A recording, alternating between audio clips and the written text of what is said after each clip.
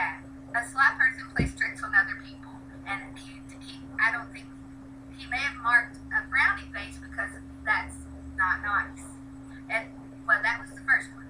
The second one, the student misused his pencil when he used it to eat cereal, and that the vocabulary word here was misused, as the vocabulary word for number 5 was sly. And he probably didn't know what sly was, but given that whole sentence about tricks on other people, put it with his language, I think it's a misconception.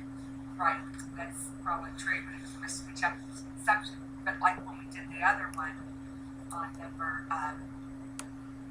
He got 7, the misused. read that one, Miss Light. Misused. A student misused his pencil when he used to eat cereal.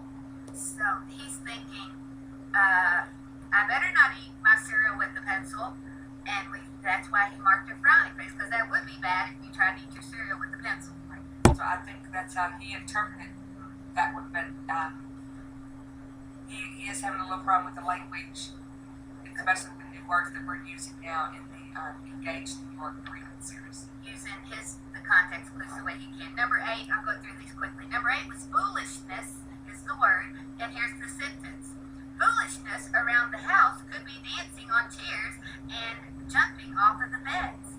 Well, I mean, he hears all that, and he's putting all those things as he couldn't, and the answer was true. That would be using foolishness correctly, but I still think he could not bring himself, that's bad if you do those things. So again, it was supposed to be the smiley face, but he knew the sentence, it was not something you should do. And it's interesting because number 10 is similar. Musician. Musician is someone who is really great at playing sports. Well, it's a frowny face, which he might have interpreted as bad, but he couldn't bring himself to circle bad because he heard a good musician is someone who's really great at playing sports. He circled smiling. I mean, it was a positive sentence to him. I'm reading them quickly for this assessment, for this video, but Miss Light is your directions are explicit and you speak at a slower rate, so that everyone can understand, because these are vocabulary words. Right, and I had to read each one twice. So I did read each, statement twice to the children, and as I walked around the room observing them. So I was just a little curious when I saw the results on student E and what I need to do next time.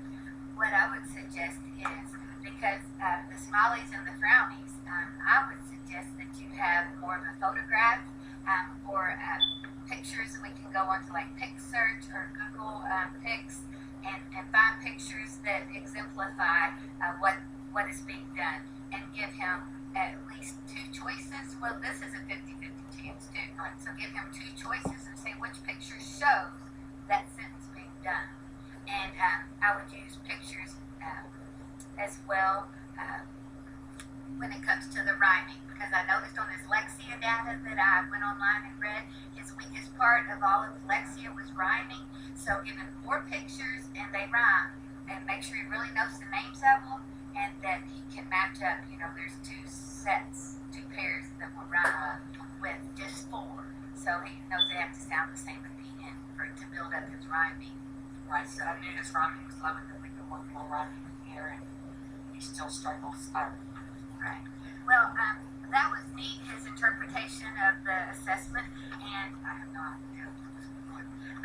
And then he also took this assessment where she said the word, they're blending 3 letters, a consonant, vowel, consonant, they've been blending them, and the student has to circle the word. There's 4 words to choose from, cot, cat, mat, and dot, and you said cat, and he got it right. He circled cat. So this is very impressive. Out of the 10, he got 8 right. So he's doing well with putting together the CVC words and differentiating between the spelling patterns of other words to find the right word. He's doing well with that. And the only thing I can think of is there's 4 choices may take away one to where he has three. He's so successful, I don't think we have to take it down to two, but keep it with three choices for him, and maybe allow him to go back or practice and encourage him to read these out loud to a partner. And the other, we need to make sure, and this is an excellent program, it's called Engage New York, and you go to amplify.com and we click on CKLA and go to the website. It's free, and on the website, on the top right corner, they have a new category that says new. It is, I forgot, it's a CLD, but it's for ESL kids.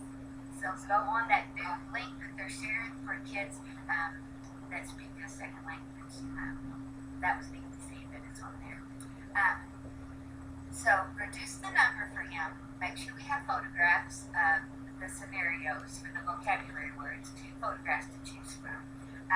But the reason I brought up the Engage New York again is because we want to make sure that the assessments are reliable and that they're valid for for all students. So, and we can work together any other time you choose to get an assessment for him. Tell us how he did today, because they had an authentic assessment and he kind of shined again this afternoon.